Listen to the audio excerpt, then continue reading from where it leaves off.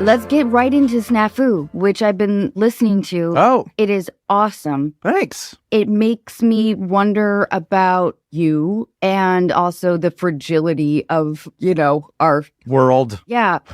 I want to ask you about the origins. Will you tell us about SNAFU and your involvement? Yeah, well, thanks for asking. Thanks for listening to it. I love it. So this is my sort of foray into the podcast space, but it is a history podcast, a true history podcast.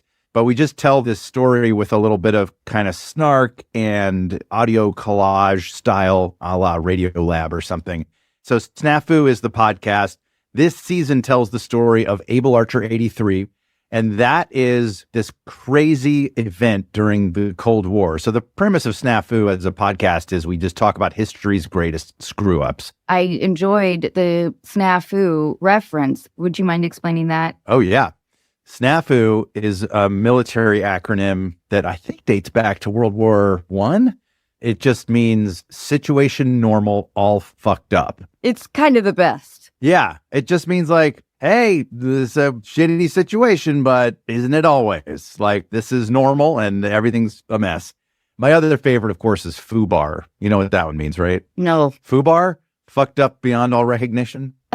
A lot of military acronyms are like impossible to remember and they just are for crazy esoteric things. But SNAFU and FUBAR are just classics and they should be in everyone's vocabulary. Totally. So Able Archer 83. Able Archer is an annual military exercise, or it was back during the Cold War, that NATO would perform. And it's basically just this sort of grand rehearsal for a giant nuclear conflict, like what would happen. And so NATO, they had actually mobilized tons of soldiers and resources and planes and ships and stuff in this grand exercise. This particular year, 1983, tensions between NATO and the Soviet Union, really the United States and the Soviet Union, were so high that the Soviet Union was watching Able Archer 83, as they always did. But this time they were seeing it as, oh my God, maybe NATO is actually planning a real attack. Did the exercises always take place in the same area? More or less, it's on a huge scale. So you have NATO countries mobilizing. Yeah, warships and troops and planes and all kinds of things. And it's basically a big practice coordination, right? And these happen all the time. Like, this is always going on, these military exercises. It's what militaries do when they're not fighting. They're training, right? Or showing off. Or, yeah, exactly. Flexing a little. Yeah. It's a little bit of both, for sure. So this, again, was routine, and the Soviet Union knew about it, and every year they watched it and monitored it. But this year, they were really skittish and basically thought, we think Able Archer is cover for actual war preparation on the part of NATO. So the Soviet Union got really nervous, and there were a number of other kind of dominoes that fell. And basically, we almost stumbled into a nuclear war. And it's believed by a lot of historians that we were closer in that moment to actual nuclear annihilation than at any other point in human history. And the crazy thing about it, I mean, there's a lot of crazy things about it, but among the crazy things is that it was kept secret for a long time. Sure, we've heard about the Cuban Missile Crisis. Nuclear annihilation is one of those things that you're like, well, it didn't happen, so that's good, right? So we're fine. And whatever sort of nuclear avoidance policies we had in place worked because we didn't die. Well, not exactly. And what you kind of come to realize or understand is that even a small risk of nuclear annihilation, because the stakes are total and complete, even a small risk is way too much. And especially if that risk gets exacerbated by human error, miscommunication, misjudgment, misanalysis of information. And that's everything that was going on. And honestly, it is terrifying. No matter how close we came to a nuclear war in that moment, any increment in that, any increase in that risk is fucking insane. We should not ever be close to nuclear annihilation, ever. So then that becomes this thing that the government is like, well, this is obviously crazy. We have to keep it secret. Then it becomes, you start to ask these questions, well, like, is secrecy good and valuable? And of course, it has its purpose in national security. But at a certain point, is it also just cover for really terrible mistakes? And does it keep governments and militaries from truly being accountable for insane shit? And where is the line of like, what's the right amount of secrecy? What's the appropriate amount? And it's safe to say that a lot of times secrecy is misused. It's mishandled. It's taken advantage of. I don't know. I'm kind of like talking really fast. Is this making sense? Yes, it is making sense. And without giving away your story necessarily, so there was this miscommunication between NATO essentially and the Russian government, the Russian military. Like, where were the stumbles? First of all, I also want to say that as I'm describing this, it might be sounding very dry and kind of like no, but theoretical it's really funny. And stuff. But you have like Matthew Project. You talk about your war games experience. Okay, like, great. Yeah. I understand that it's based in something that I fundamentally love about you. Yeah, I just want listeners to understand, like, the podcast is fun. Like, it's storytelling, and we get into some really crazy historical detail, but it's ultimately like a really fun ride, and there's a lot of tension and humor. So yeah, how did we stumble into this? Well, I would say like from a high altitude, and I am going to kind of like avoid spoilers, but there's a thing happening during the Cold War, which was that there was very little diplomatic contact at some of the most tense times. And so you had Brezhnev and Andropov and, the Soviet leaders and our president at the time, Reagan, not talking to one another. We had these ballooning nuclear arsenals.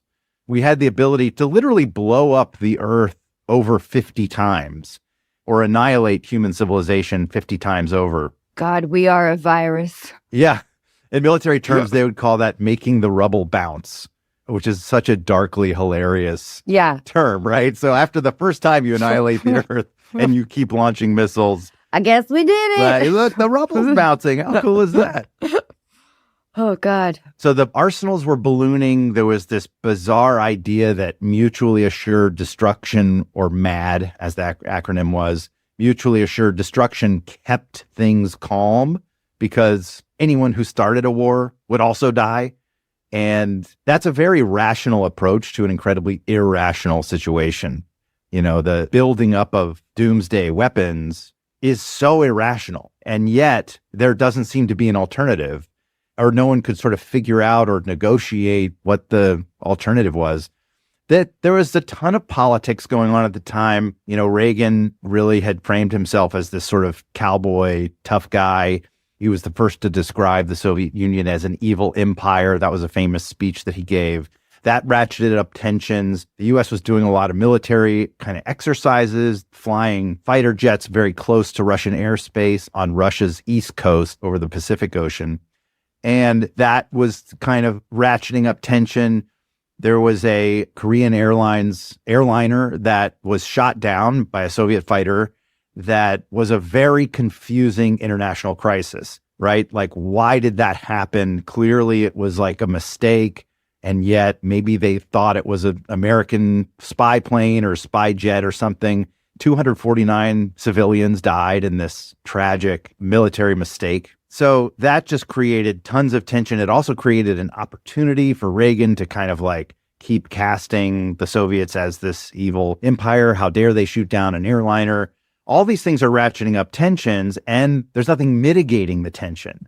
And so when Able Archer starts this routine military exercise, the Soviets are so much more on edge. And what winds up being so problematic is that the Soviets are more on edge than the West realizes. So the West is doing these exercises and kind of arguably taunting the Soviets in different ways. Without realizing the tension on the Russian side. Exactly. And the evil empire stuff. And meanwhile, the Soviets are also kind of like sending spies into the West and trying to kind of gauge what's really going on. And they're making some terrible decisions and some bad judgments. And what's really fascinating from a psychological standpoint is just the amount of projection happening. It's very hard to see and understand someone else's. I mean, this happens on a huge international scale, but even on an interpersonal scale, just like in any relationship. I blame texting. Right? We just project. We fill in all the holes. When we don't understand somebody, we fill it in with what we know about ourselves. And so if we don't understand why the Soviets are acting this way, then we rationalize it through, well, why would I do that? But meanwhile, they might have an entirely different premise for their decisions or their point of view. So the psychology of it is fascinating and terrifying and fun, really fun to dissect, by the way. I know. I love that you open with, like, you put it so eloquently and hysterically, the idea that, like, yeah, since this was 40 years ago. Tragedy plus time equals comedy. Let's talk about the opening because we start the podcast. This is a spoiler alert, but we start with Matthew Broderick. And you're like, why the hell would Matthew Broderick weigh in on this? And it's because this is insane. So he was in a movie called War Games, which was, I think, his big breakout role. I loved this movie as a kid. Came out in 1983. Okay. The premise of the movie is that a nuclear war almost starts accidentally between America and the Soviet Union because of some sort of like computer shenanigans and misunderstandings. That comes out in the spring of 1983. Able Archer happens in the late fall of 1983. It's the same fucking year that this Hollywood movie comes out and basically becomes this dark punk rock like prediction. And totally struck a chord with you. You couldn't sleep. I know. At camp. That's right. I don't blame you. I love this kind of stuff. My parents had cable TV when I was a kid, which was a blessing and mostly a curse because I would watch these movies and I probably saw War Games like 20 times. I loved it, but it scared the hell out of me. We love fear in a certain way, especially as a kid. Love it. I mean, we hate it, but we love it. I wonder if you felt like I would have felt, which would have been something like, I just know something that you guys don't know. Yeah, that's it. And this is going to be tough for you guys. Right? That's exactly how my brain worked. You're right. I went to summer camp after watching War Games way too many times and basically thought, you people don't get it. Yeah. Like, enjoy your little canoe trips, Yep. your little hiking in the woods. Yep. Have fun, guys, because it's all getting incinerated. The rubble's going to bounce any fucking day now. And everyone's like, Helms, you're 10. Why are you so jaded? Why are you talking like Colonel Kurtz in Apocalypse Now? And it's like, well, because I watched War Games. And I get it. We're doomed. We're fucking doomed, man. Right, right. But yeah, I was a scared kid. And it's funny. And that's definitely why this story, as you know, so many years later, as I learned about the real story of Able Archer, like it just was this boom, like it really grabbed me. Will you tell our listeners how you came across the story and how the story eventually came out of secrecy? Yeah. So I was, like a lot of people, loving podcasts. I just was listening to tons of stuff. And I was just like, where do I fit into this? Do I fit into it? Is there something I can do? And then we were talking to my company. We were starting to think about it and like, okay, maybe it's a history thing. I've always been kind of a history nerd. And then we were talking with our friends at Film Nation, who had just started a podcast production arm. And they were like, we have this awesome story we want to tell. We don't really know how to do it or what the execution would be. And they're the ones that floated Able Archer. And as soon as I read just like the opening paragraph, I was like, holy shit. And I just went down this YouTube rabbit hole, just devouring the story. Able Archer 83. Able Archer 83. It's great. Doesn't it sound good? It has such a good ring to it too. Yeah. And so then we just got to work on it we lined up some amazing producers and researchers. And the final product really is this really cool mashup of archival audio and then tons of interviews that both the producers did and I did. And there's a bonus episode. I don't think it's out yet, but it's coming out really soon. I actually interviewed a KGB spy. No. Yes. Like if you told me when I was 12, like one day you will get to ask anything you want of a KGB spy, I would be like, get out of here. That's the coolest thing ever.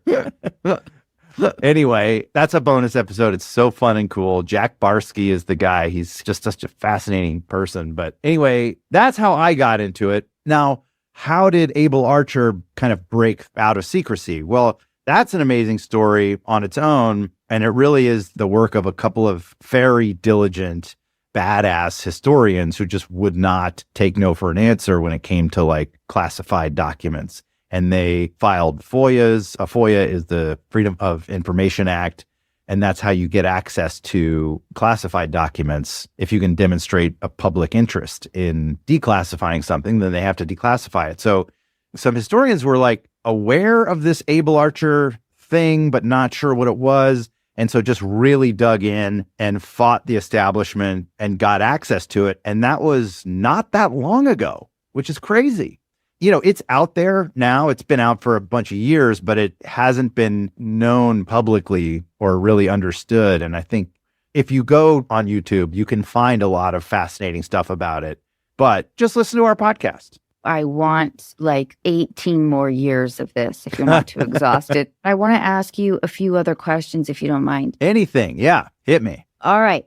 What is your relationship with the idea of patriotism? I fucking love patriotism. What does that evoke in you, I guess? Let's see. I can just define it for myself because there's a lot of behavior that I really do disagree with that people try to characterize as patriotism. I just believe that the United States is a really incredible country and has some amazing humanity and ingenuity and hope. And also it has a lot of flaws and some terrible scars from the past.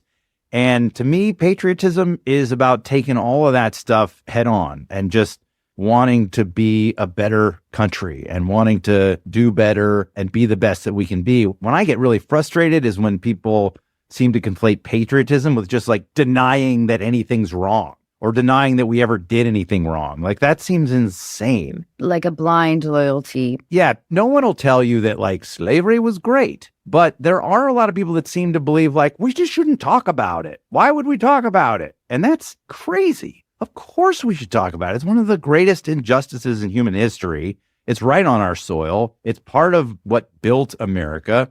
Let's reckon with this shit. And let's reckon with, among other things, I've always just had a good feeling about America and a hope. I don't know, a feeling of hope that we're going to get better and keep getting better. That's needed right now. And I appreciate you. I appreciate that sentiment. I think self-critique is one of our best qualities, or at least the freedom to critique.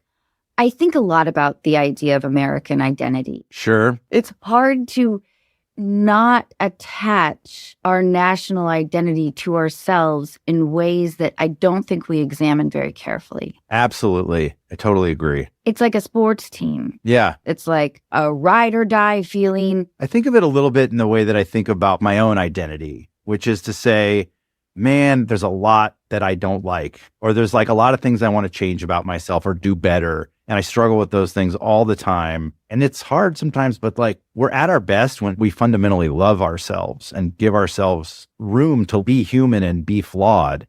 And that's what I think is, as a population, like we need to do with the United States. We need to kind of like find love for the country while really trying to confront the stuff that we don't like, because there's tons of it. There's tons of stuff wrong. There's tons of broken stuff.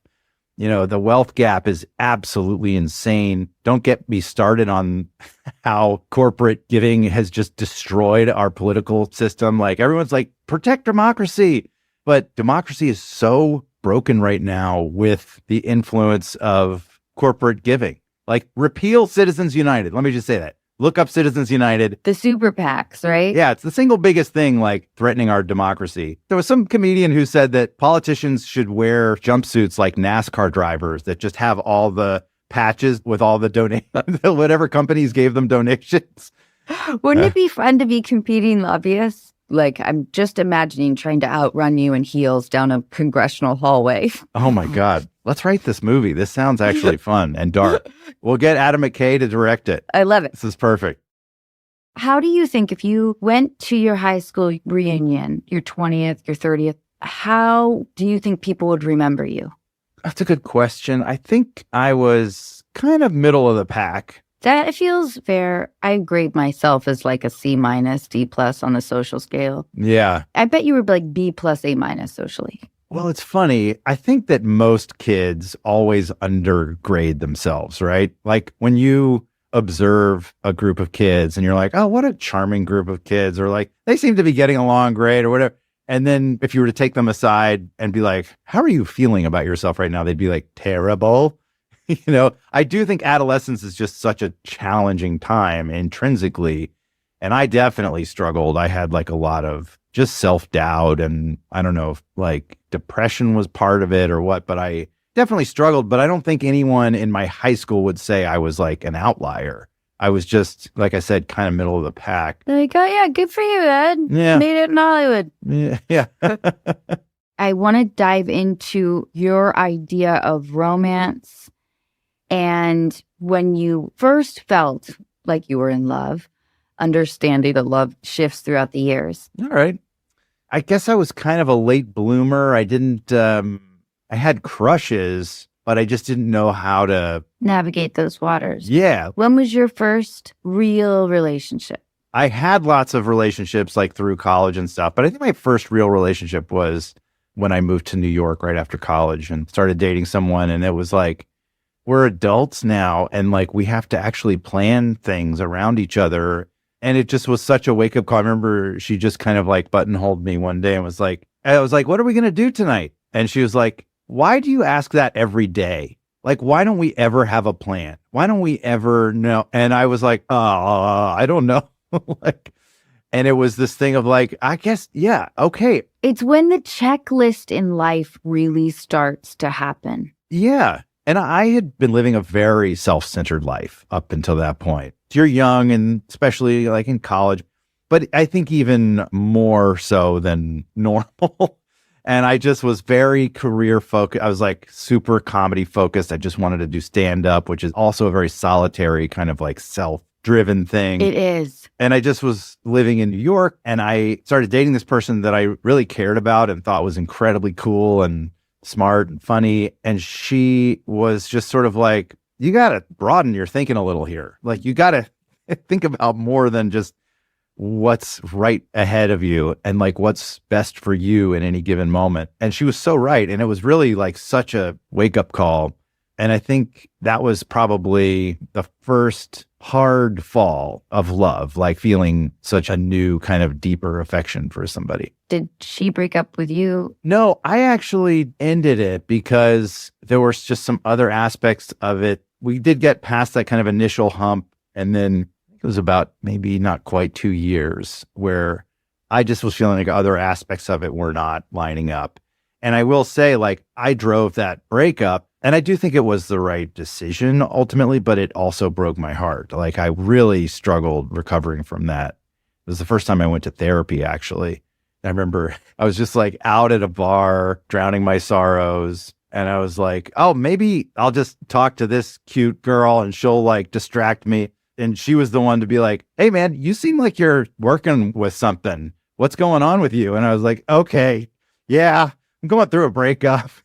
And then this woman, we became friends, and she was like, I love it. Yeah, she was so cool. She was like, I went through a really hard thing recently, and maybe you want to talk to this therapist. Like, she's right over across town. And I was like, yeah, sure. What the hell? Why not? I grew up in the South. I grew up in an environment where therapy was just like for like either crazy people or wimps. Yes. And then I got to New York, and, everybody in New York is in therapy. But it was like this cultural shift. And I can remember this moment happening where I realized, like, why wouldn't I just, if I had the opportunity to like work on my own psychology a little bit, like, why wouldn't I? What a great thing. And so I just had this sort of flip in my head about therapy and was like, yeah, of course, let's get into it. And it was so, so helpful. That's my therapy journey. It's a whole separate thing. So I'm curious about how your mind works. Let's say that all arts, music, I know that you love music and play an instrument, which is kind of why I'm asking this question. And of course, you're brilliant as an actor, as a stand-up. Let's say all of that was illegal, outlawed. How would you earn money? If everything that defines me was outlawed, yeah, I guess I'd be a hitman. Like, I'd just go around and kill people because I would be so miserable. How would I make money? I don't know if you felt this way kind of coming up through show business, but I had this weird feeling, and I still believe it. Part of what drove me in show business was, I think I derived a lot of confidence from it, but really fundamentally it was a deep fear that I couldn't do anything else. Like, I had to do show business because it's the only thing that I understood. It's the only thing that I wanted to attack and that I wanted to go after and that I could like motivate to try to like keep kicking ass at this thing. And I knew that if I like had tried to go to law school or tried to be an entrepreneur or something, that I was doomed. Because, you know, another struggle that I've had forever, but kind of with a much later in life recognition is ADHD and the things that a lot of people take for granted in the kinds of jobs that just require like some fundamental focus are so hard and terrifying to me, which sounds crazy because I'm, you know, by all outward appearances, a successful person, but like, I don't know if I could manage in most other kinds of jobs. This is a job that's so amorphous and constantly changing, and that's what allows my brain to wrap around it. Let me throw 2 ideas past you because I'm now in charge of reassigning the artists in the community to go to other jobs. Hit me. Yeah. Okay. What about Los Angeles traffic engineer? You're monitoring like every day, the whole database, like patterns. Like if it's raining, do you need to slow down? Yeah. Okay. Do you like patterns Yes. and maps and Yes. social movement? And mathematical systems I like. Traffic to me is a fascinating system, and I do love that stuff. But I can tell you with a high degree of confidence that actually having the job, even though it might be something that interests me, the forms that I have to fill out, the meetings that I have to attend, the structure of the job, I would fail. But life is on the line here. You're getting like 3 rubles a day or whatever. Then yes, I would like to do that. Or what about a park ranger? Fuck yeah. I love being outside. Okay. That would be my preference. Yeah. And you can secretly like sing and like play some guitar. Yeah, I can go find a pretty little glade and sing to the bunny rabbits. I have a friend from high school who became a park ranger, and she was one of the coolest people in my whole high school. So I think it's an awesome job. I'm with you. I'm only saying things that I would like, actually. What would you do? I really enjoyed solitude as a kid. I don't know what the correlation of like how difficult it was to make friends. I would cling on to one best friend who would have like a wild imagination like me. We would play in the woods, build like forts, you know, just awesome because my mom wouldn't let me watch TV, which now I watch all the time. But I love to travel, and I think I'm good at it in the sense that it suits my personality. I don't think I'm a fussy or high maintenance person. So if the plane's delayed, if the hotel room is like splattered with blood or whatever, it doesn't really rattle me. So I don't know how that ability, like in my personality, like I've never sent any food back. Is that because you don't want to sort of like rock the boat and have a conflict with someone, or is it just because you actually don't care? Yes, I don't like to rock the boat. I have been a waiter. I know what that's like to be on that end. Considering, I don't know, everything else going on, the SNAFUs, caring about certain things kind of feels irrational. You're not easily flappable. I don't think so. Which is a great way to be, and to me, like very aspirational, because I can be a little neurotic sometimes. But it does make me feel like when I do eventually get really angry, it matters. Everybody feels shocked. I feel wickedly articulate. Cool. It is cool. It's only happened a few times in my life, but I like to stay steady. And I think that there's a way to kind of manage it, you know? Yeah. Do you ever find that you're in a situation where someone's like, you should really be pushing back harder about that? Like, why are you taking this so lightly or whatever? Because sometimes I feel like we are agreeable and mellow in a way that we start to lose like a healthy amount of self-preservation or like looking out for ourselves. I know I'm that way. Like that's my Southern upbringing, is just sort of like putting others in front of me and trying to kind of like make everyone else feel comfortable. Or to make the situation easier. Oh, right. Yeah. Just go along to get along. Yeah. Yeah. This woman that I worked with, mom, she used to always say, stop apologizing so much. You don't need to apologize so much. Yeah. But what she didn't quite understand was that Of course, I have varying degrees of apologies. It's just easy for me to be like, oh, God, I'm sorry. I fucked up my line. Or like, guys, I'm sorry. I was like in the bathroom, whatever. I don't view myself as shedding power, although I may be wrong. I don't know. Yeah. A giving away power. Yeah. Yeah. And I think that was what she was trying to tell me. But to me, it was just like, no, I don't really mean it. I'm just agreeable.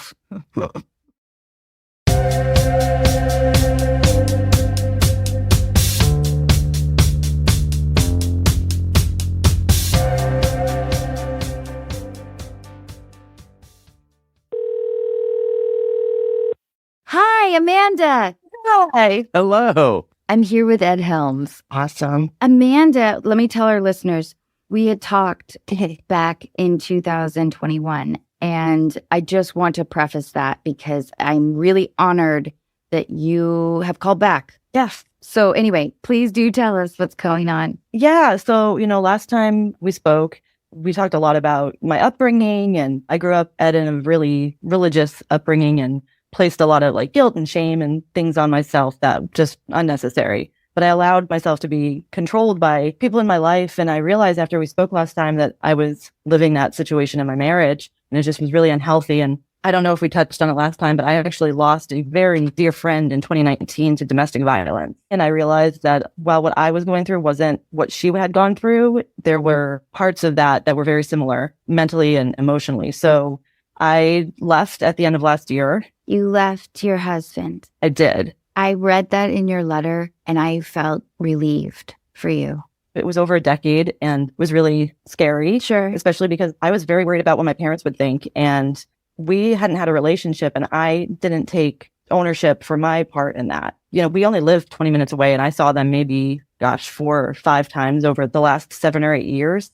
I would get nauseous every time I go over to their house. And I thought that was because I was feeling judged or whatever, but really I was just so miserable in where I was. I didn't want them to know, so I just kept it in. So, Amanda, wait, are you saying that your relationship with your parents has improved? I lived with them for several months. That's incredible. It is awesome. They've been a support system to you. Huge support. That makes me so happy. That is wonderful. It's been fantastic. It's never something that I would have ever imagined. Oh my God, what a gift. It's a huge gift, especially to my kids. So I don't know what the minutia of how it all broke down, but essentially they were supportive of you leaving your husband. They were happy. Isn't that the fucking weirdest thing that has happened to me before too? It was so weird. I called my dad because I thought, okay, this is going to be the hardest part. I was more nervous to call my dad than I was to leave my husband. Sure.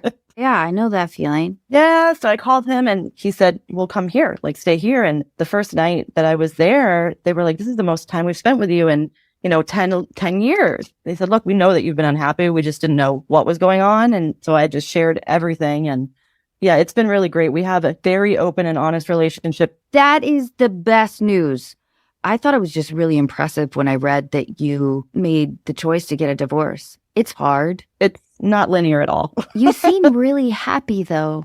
Yeah, I am. It's pretty awesome. I mean, being able to have a relationship with my parents, but also being able to share things with them and not feel like I know where they stand on things and that's fine. But my boyfriend gets along so well with them and they love my boyfriend. And it's been so nice to just go out and enjoy dinner with my parents and not stress or worry that I'm going to get yelled at when I get home because of the way that my dad may have looked at him. And it's been really, really nice.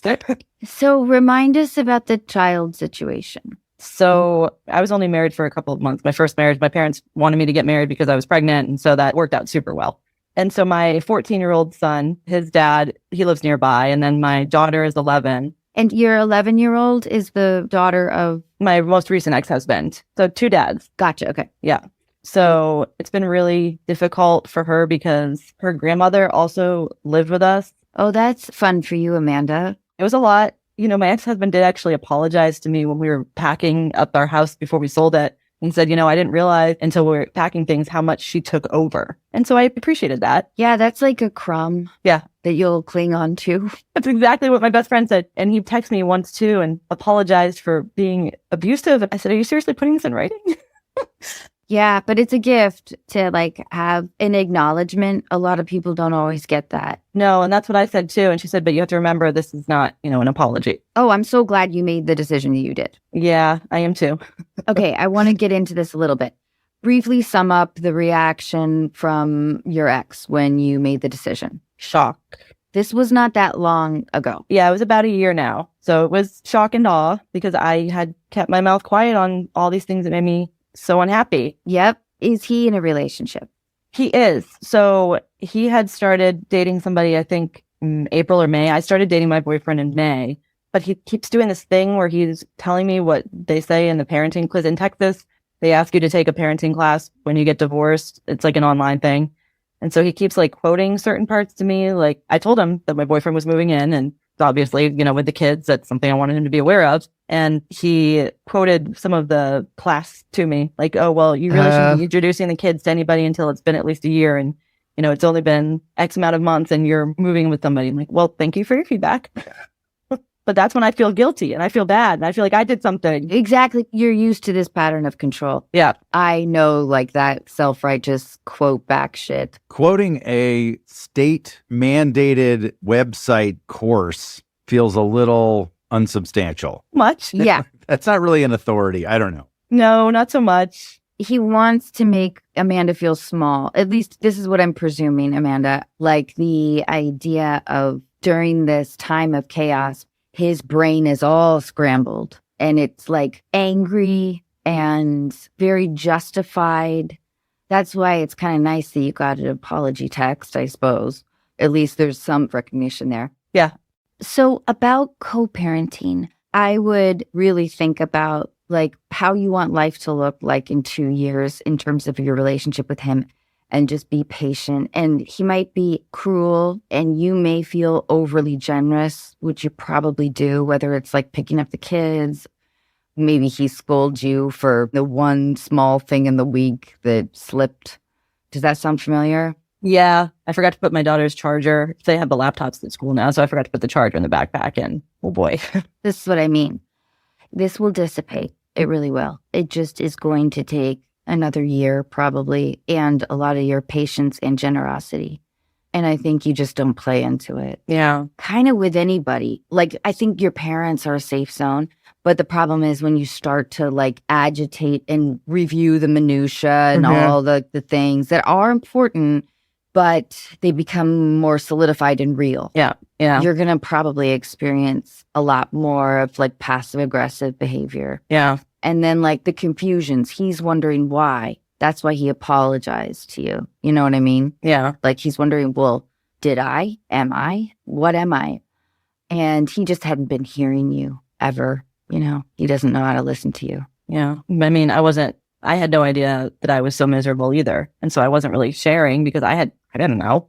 I just was comfortable. And then I woke up one day and I was like, oh boy. Right. Because we accept the status. Yeah. Amanda, I hope this gives you enough to chew on. I feel you, though. It feels good just to talk about it, especially with somebody that's gone through it. Good. So thank you. Yeah. I can't tell you how much I appreciate you, and I'm thinking about you. Thank you. And Ed, it was so nice to meet you. I'm a huge Office fan, so this was really cool for me. Awesome. Great to meet you too, Amanda, and good luck out there. Thank you. Appreciate it. Ed, would you sail across the Pacific in a sailboat? Yes. You would, alone? No, God, no, Okay. not by myself. But I would join an excursion if it was like safe. What are your thoughts on traveling by train? Love train travel. Don't do it enough. Haven't done it much, but I love being on a train. I do too. Yeah. I do too. I don't know. I feel very emotionally vulnerable on trains. Yeah, I know. It's wonderful. Listen to Bob Dylan. Yeah, come on. Okay, I know this is impossible to summarize in like 5 minutes, but a lot of influential men in my life, they have a deep passion towards Bob Dylan. My dad especially, but a ton of other people. Yeah. But tell me, and maybe I'll put together a piece. I think for me, I feel like I have a very personal connection to his music. And it's because it connects to something. Like when I was younger, I was always searching for authenticity. I felt like everything was fake and everyone was like artificial. And, I was very sort of jaded and judgy. And Bob Dylan was somebody who represented authenticity to me, and his music was like a connection to something very raw and visceral. Now, of course, I've become an adult and I now understand that Bob Dylan, of course, is the result of a very cultivated image that was, helped along by record labels and all that sort of thing. But I still believe that musicians who generate music from a place of passion and authenticity, it connects to something very visceral. That's how I feel when I listen to it. It's a very raw connection. And I trust his intent. Like, I do think that, he played the game. He was a businessman. All show business that's performance and performative, you're putting costumes on. Right. And even with the songwriting, there's certain moments in his poetry or his songwriting where you're like, that's from the gut. Right. Like, that's so legit. He wrote this staggeringly beautiful poem about Woody Guthrie, and you're like, oh, holy shit, that's the real deal. And when you listen to that and then listen to his music, you're like, I don't know. It just kind of haunts me in a way. I love it. Can you give us advice? It can be anything. Go with your gut. Go with your You know what? damn gut. You're right, though. Can't really beat that. The gut is confused sometimes. That's the thing. Like, I'm always like, come on, trust your gut. And I'm like, well, wait, what's my gut saying? I know. My gut's being very, very elusive right now. I can't Totally. where's my fucking gut right now? Yeah. It is hard. It's really hard to tap in to exactly what you feel sometimes because we've built up so many coping mechanisms and we tell ourselves all these stories. And sometimes the story is just a thing that keeps you further away from your gut. But fight through it, especially in relationships are such a fertile crucible of all that. But I think therapy is a great tool. It's just healthy to talk about the shit that you feel. I agree. Yeah. Even though I've never tried therapy. There were definitely times when I should have. It's good. A lot of people think like, oh God, if I go to therapy, it's going to get so intense, but it just doesn't have to be that. It can start from a very just gentle curiosity. And that's really what I think is the best way in. And maybe it gets deep and profound, or maybe you just learn some small things about yourself. No pressure. Yeah. It doesn't have to be this like brooding, dramatic, intense experience. I think it's easy to scare yourself away by sort of like over dramatizing it or thinking that it's going to be this like incredibly painful thing. Believe me, it can get there and it can go there, but it's just not necessarily that. And even if you learn small things, what I found so helpful over time was that I just looked back and I realized like, oh, wow, I've really articulated a lot of my thoughts and feelings in a way that I never would have. Like I never would have sat and just explained to someone else and like heard it out loud. And that allows you to kind of move through the world with just like a little bit clearer understanding of yourself. Just by saying what you feel, putting it in words and trying to make someone else understand it makes you understand it better. I love that. I want to put some of it in our podcast description and then add a lot of disclaimers. Ed, I can't thank you enough. It was an absolute blast. And yeah, I'm just grateful to be on. Have me back. I'll be on anytime.